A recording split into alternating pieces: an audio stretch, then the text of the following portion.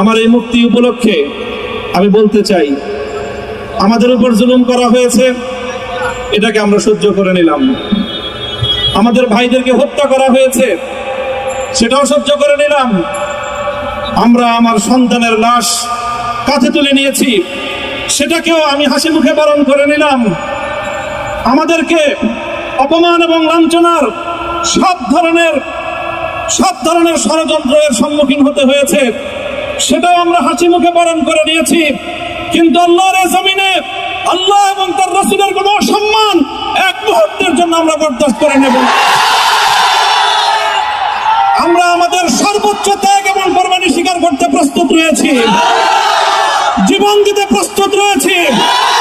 আল্লাহর জমিনে আল্লাহর দ্বীনের ঝান্ডা সমুন্নত করেই আমাদের যাত্রা থামবে ইনশাআল্লাহ। হয়তো শাহাদাত, নয়তো খেলাফত ইনশাআল্লাহ। আল্লাহর জমিনে